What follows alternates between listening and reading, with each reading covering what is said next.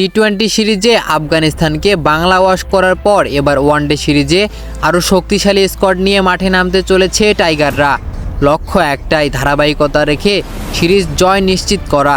এবারের স্কোয়াডে ফিরেছেন সাবেক অধিনায়ক নাজমুল হোসেন শান্ত, যিনি বাংলাদেশের মিডল অর্ডারে স্থিতি আনতে পারেন এবং চাপের সময় ইনিংস গড়ার ক্ষেত্রে তার অভিজ্ঞতা দলের জন্য বড় সম্পদ হতে পারে।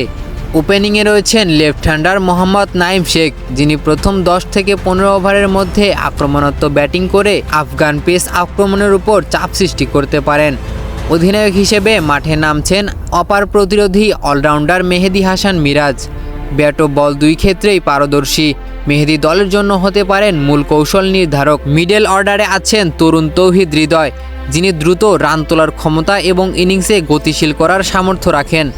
বোলিং বিভাগে আছেন মুস্তাফিজুর রহমান, যিনি ডেথ ওভারে তার স্লোয়ার ও ইয়র্কার দিয়ে প্রতিপক্ষের ব্যাটিং লাইন আপ ভাঙতে সক্ষম। তার সঙ্গে থাকবেন হাসান মাহমুদ ও নাহিদ, যারা পেস আক্রমণে নতুন গতি ও বৈচিত্র্য যোগ করবেন। পুরো স্কোয়াডের দিকে তাকালে মনে হয় আফগানিস্তানের বিপক্ষে যেন এক অপ্রতিরোধ্য দুর্গ গড়ে তুলেছে বাংলাদেশ। শুরুতেই নাইম ও টপ অর্ডারের স্ট্রাইক রেট, শান্তর ইনিংস গড়ার ক্ষমতা এবং মুস্তাফিজের শেষের ওভারগুলোর পারফরমেন্স ম্যাচের ভাগ্য নির্ধারণ করতে পারে। মেহেদীর নেতৃত্ব যদি স্পিন বিভাগ ম্যাচের মাঝামাঝি সময় নিয়ন্ত্রণ করতে পারে, তাহলে টাইগারদের জয়ের সম্ভাবনা অনেক বেড়ে যাবে। সব মিলিয়ে এবারের ম্যাচটি হতে যাচ্ছে কৌশল, প্রতিরোধ ও আধিপত্যের এক রোমাঞ্চকর লড়াই, যেখানে টাইগাররা নিজেদের সাম্প্রতিক ফর্ম ধরে রেখে আবারও ইতিহাস গড়ার লক্ষ্য নিয়ে মাঠে নামবে।